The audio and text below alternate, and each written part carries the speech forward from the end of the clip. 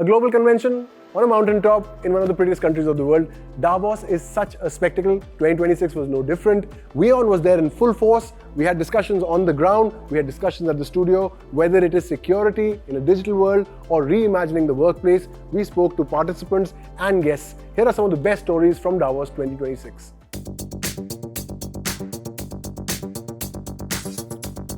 For a week, Davos turned into a meeting point for the world's most consequential tech conversations, where politicians, CEOs, and engineers didn't just talk about the global economy, but the future of the digital world itself.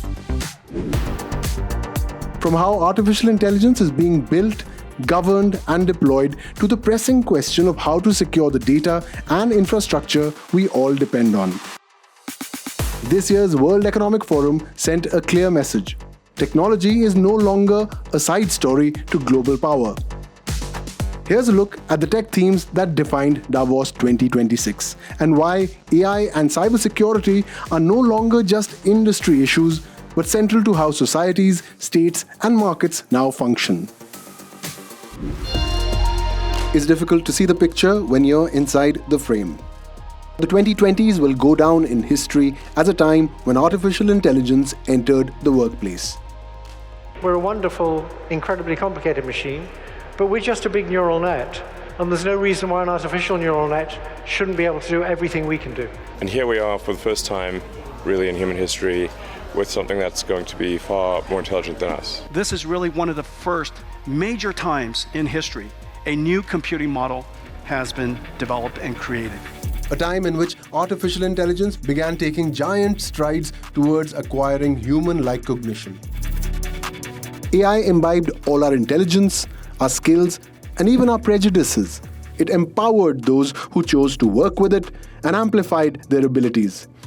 I find it very cool personally, and I'm a fan of this new technology because it just opens a new gate for all the creative things that you could do with it. Now the paradigm is shifting again as AI moves up the ranks. What happens when AI is no longer a team member but makes all the calls, from productivity to creativity, from hiring to opportunity? It's about how we see our place in the new AI-human shared workplace. And the very nature of what we consider work. What I'm getting at is that I don't think we should let the technology scare us. I think you don't become a slave to technology. WION was on the ground at Davos to cover all the latest updates from the forum and garner different perspectives. Well, AI has become part and parcel of our lives, and I'm standing just near the AI house, which has become a showstopper in a sense here at the World Economic Forum in Davos. With me are people who are keen to go inside. Ma'am, starting with you, what's your sense about AI, usage of AI, and going to AI house? First of all, now it's the most important topic, I think, because AI changing the vision of how we create the things. And changes are so dramatic that we need to stay in touch, like what is happening and what is actually already developed and what we could, which direction we are moving. While AI knowingly or unknowingly is impacting our lives in different ways, one of the most crucial concerns about it is the impact it will have on the global workforce. I think it's somewhere in between. It's certainly going to be the useful AI assistants that help us do many of the things that our entry-level colleagues would do. That is worrying if you're someone who's just starting out in the workforce. No one really knows the net impact. Will it create more jobs than it destroys? We don't know. The workplace as we know it has changed, but the change has not been brought about by people alone, and not by machines either, but by both working together. The idea isn't about artificial intelligence replacing human beings, it's about collaboration. Actually, the people who are making the biggest impact in the workplace right now with AI are those who are building systems where the AI doesn't just produce content for them, but they're working alongside the AI. And we see Anthropic release Claude Co-work last week, and it's just another sign that this is the direction that we're heading in. However, as work becomes more digital, another challenge emerges: security. In a connected world, every system, every platform, and every smart tool can be a potential entry point for cyber threats. One of the few lucky draw winners of our weekly contest. You have won a $100 gift card. I need your details to resolve a banking issue. Could you please come on a WhatsApp video call? The smartphone, a repository of your life. Your photos, bank accounts, addresses, phone numbers, your chats, your location history, your entire identity.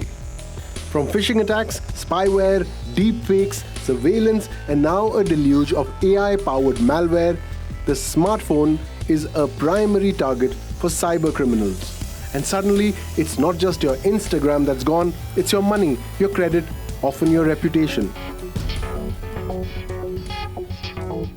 Add spyware, stalkerware, leaked passwords, SIM swaps, deepfake voice scams, and your personal data is all over the dark web. Now, zoom out. For companies, a cyber attack isn't a bad day. It's an existential reckoning. A ransomware gang hits your servers, your systems freeze, operations stop. Customer data gets held hostage. Then comes the ultimatum: pay up or we publish everything. Corporations don't just run on people and buildings anymore, they run on cloud infrastructure, on third-party vendors, on invisible software dependencies. One weak link, one misconfigured server, one compromised update, and an entire supply chain can buckle. From individuals to companies to countries, cybersecurity isn't a tech issue anymore, it's national strategy. Governments are now thinking in terms of digital sovereignty, the ability to control where your citizens' data lives. Who owns the infrastructure beneath it?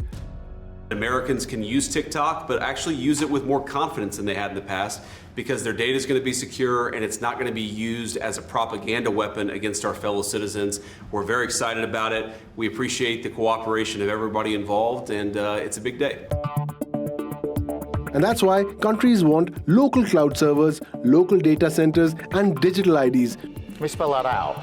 You will not be able to work in the United Kingdom if you do not have digital ID. It's as simple as that. It's also why security now extends into the physical world, into the semiconductor race, the chip wars, rare earth minerals, trusted hardware, even the geopolitics of who makes your routers, your phones, your satellites. Because in a digital world, security isn't just about stopping hackers and bad actors. Technology doesn't differentiate between a criminal and a saint. It only amplifies human intent. In this world, security isn't optional. It's the price we pay of being connected.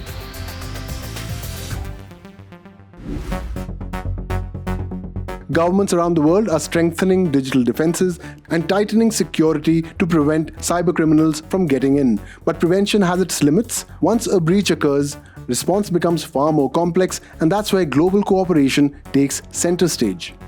From intelligence sharing to cross-border coordination, international partnerships are increasingly critical because cybercrime doesn't respect borders, neither can the fight against it be restricted to borders. We can make our systems more secure.